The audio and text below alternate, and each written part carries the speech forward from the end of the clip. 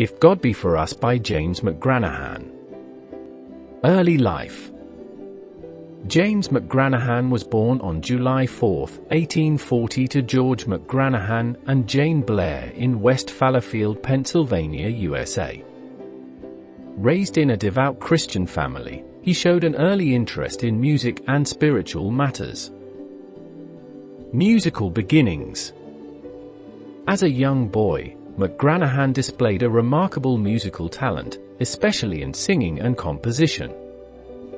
He pursued formal musical training, which included studying vocal techniques and harmony.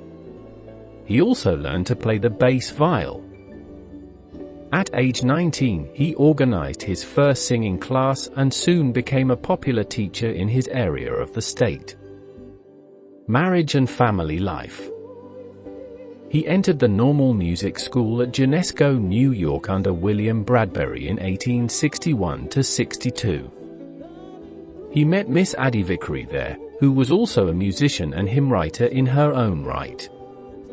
They married in 1863, and were very close to each other their whole marriage, but had no children. Meeting Philip Bliss. Philip Bliss, a well-known hymn writer and gospel singer, who composed popular hymns like Hold the Forth, Almost Persuaded, played a pivotal role in McGranahan's life. Bliss recognized McGranahan's exceptional talent and encouraged him to devote his musical skills entirely to gospel ministry. In 1875, James worked for 3 years as a teacher and director at Dr. Root's Normal Music Institute. As a result, he became well-known and successful, and his work attracted much attention.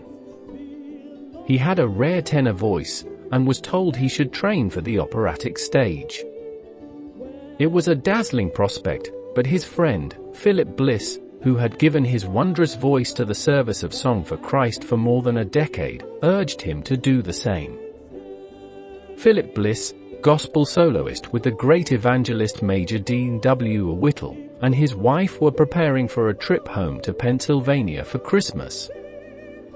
Bliss, 38 at this time, felt strangely compelled to take time out to write McGranahan a letter.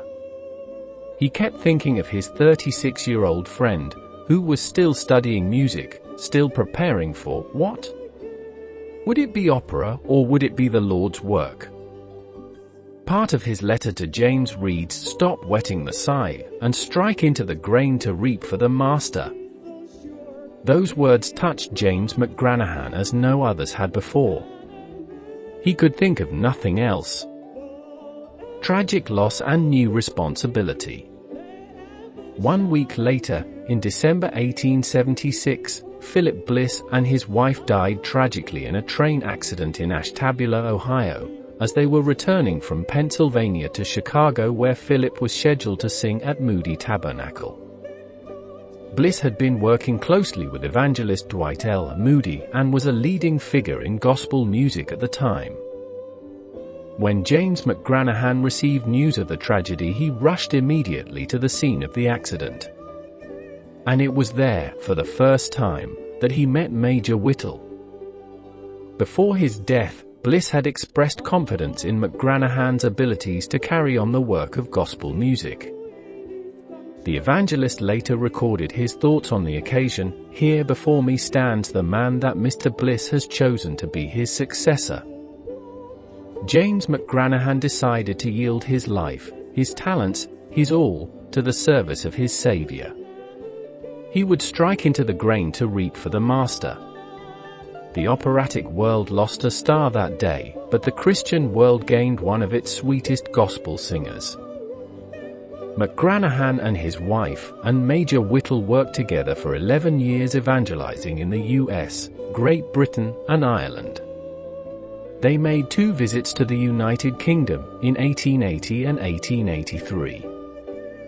Collaboration with gospel leaders. McGranahan worked closely with evangelist Dwight L. Moody, contributing music to revival meetings that impacted countless lives. His hymns were often sung during these meetings, solidifying his role as a leading composer in the gospel movement. If God Be For Us. McGranahan composed numerous hymns, including If God Be For Us, inspired by Romans 8 verse 31. His works emphasized trust in God, spiritual resilience, and the assurance of divine protection. Music he published included The Choice, Harvest of Song, Gospel Choir, Gospel Hymns No. 3, No. 4, No. 5, No. 6, with Sankey and Stebbins, Songs of the Gospel, and Male Chorus Book. The latter three were issued in England. Innovations in gospel music. He popularized the use of male quartets in gospel music, enriching the genre with harmonious arrangements. While holding meetings in Worcester, Massachusetts, he found himself with a choir of only male voices. Resourcefully, he quickly adapted the music to those voices and continued with the meetings. The music was powerful and started what is known as male choir and quartet music. His compositions often blended classical techniques with accessible melodies, making them widely appreciated by congregations. Personal life and character.